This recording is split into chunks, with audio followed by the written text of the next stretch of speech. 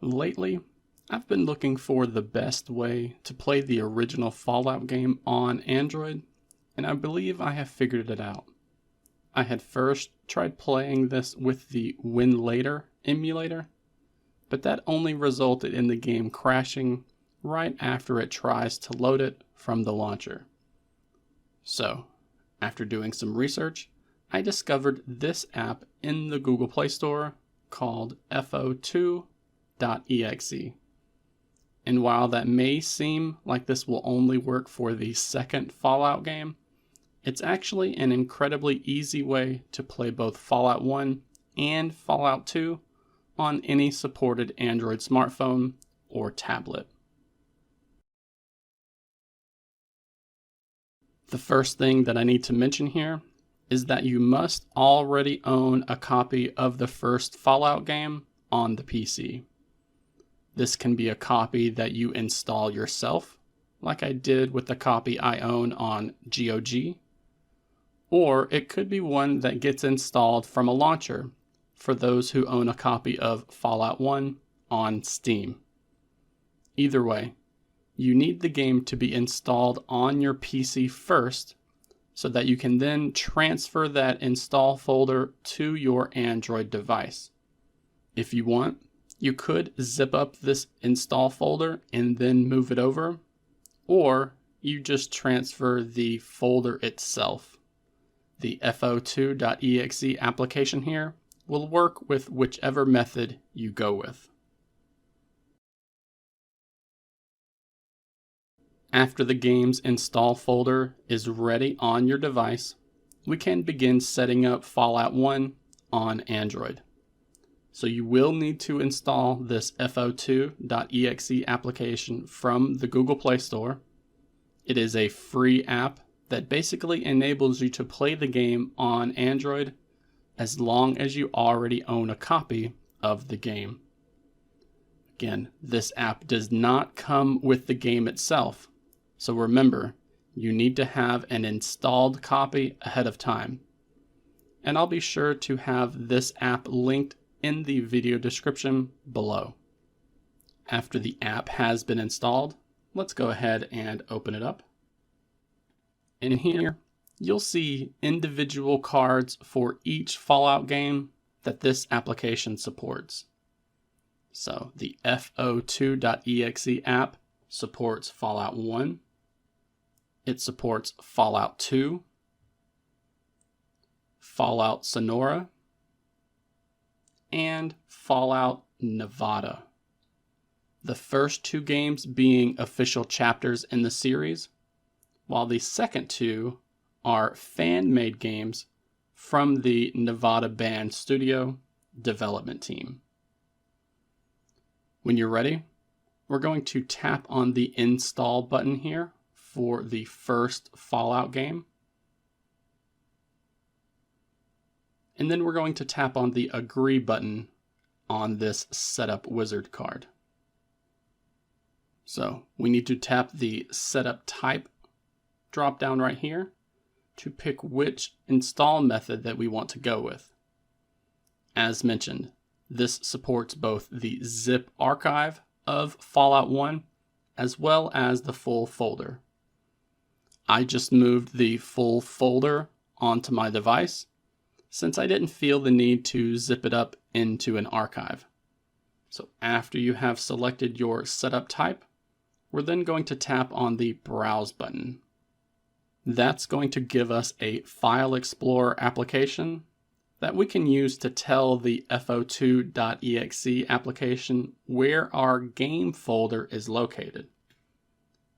So I have it in the Fallout folder within the download folder. And after you have found it, we're then going to tap on the Use This Folder button down here at the bottom. This will bring up a file permission request for that folder. So let's tap on Allow. And with that done, we're then going to tap on the Continue button down here. Now we're going to let the FO2.exe application configure everything for us. And if it went smoothly, we should see this installation successful message within that card. Let's tap on Done. And now, instead of the card that we see before instructing us to install it, we get a big play button, the Fallout 1 title, another play button. We get a save icon here, which gives us access to our save files. And we get a settings gear icon where we get to configure some of these settings. So we have the ability to disable or enable the heads-up display. And we can display the quick save and load confirmation dialog if we want. We have a couple of touchscreen settings here before moving on to graphics, where we can show our FPS stats. We can display in a cutout. We can stretch the game horizontally. We have a gamma correction option. In the controllers tab, we can invert the joysticks, and we can disable the right click so that it acts as a back key instead. We have the ability to limit the FPS to help decrease CPU usage, and that gives us access to our FPS limit option. There's also a high res mod that we can enable with a simple tap right there, with the ability to change the resolution as well. There's also a CPU usage fix, which will reduce CPU usage and heat generation by allowing the system to go idle. And last up here we have an Other tab, which allows us to export the entire game into a zip archive, or simply uninstall it and delete the game and its data. So, once the game has been installed and we have finished configuring the settings how we want, you can tap on that plus icon to begin playing the game.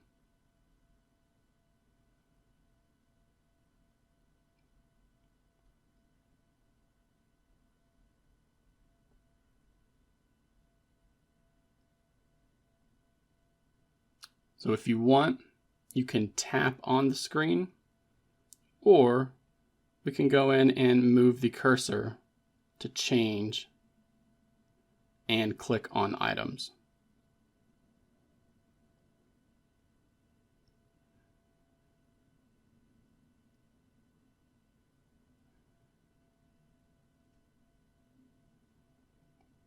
Just going to pick some random things here.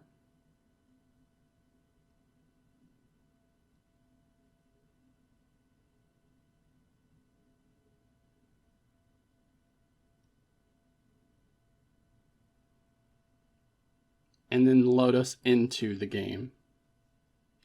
We've got a problem, a big one. The controller chip for our water purification system has given up the ghost. Can't make another one, and the process is too complicated for a workaround system.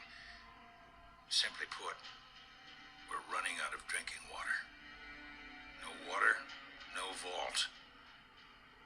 This is crucial to our survival.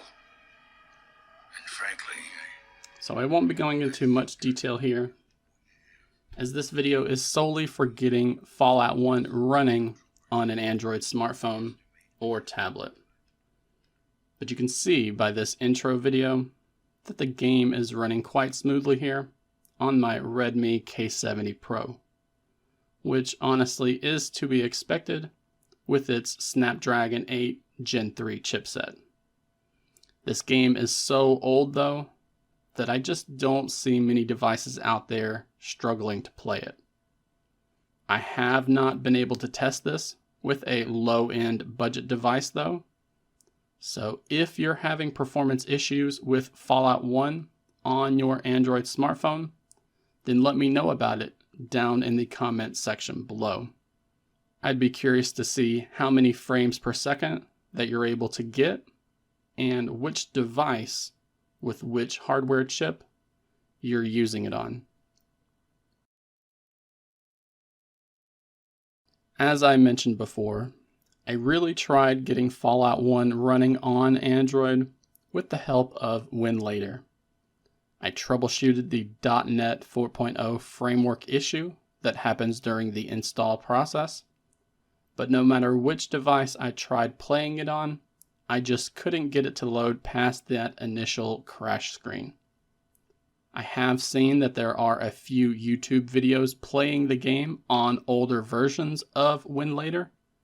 However, even when I tried to duplicate the settings pages that they showed on the screen, it just never played on the devices that I was able to test on. So while researching ways to play Fallout 1 on Android, I came across this fo2.exe application, an app that I had initially ignored since I had assumed that it was only compatible with the second Fallout game. This application also comes with some useful features that you don't get with other emulators out of the box. The app page lists the ability to drag and drop items from your inventory, using a long press gesture to open up the context menu, and the ability to press buttons with single taps instead of requiring you to move the cursor around. All quality of life improvements that make playing Fallout 1 on Android much more enjoyable. I still hope that we end up seeing an official release of the game in the Google Play Store, but for now, I highly recommend checking out the fo2.exe application, as it's been a joy to play with this setup. And lastly, before I forget, please remember to like this video and subscribe to the channel for more Android gaming content like this.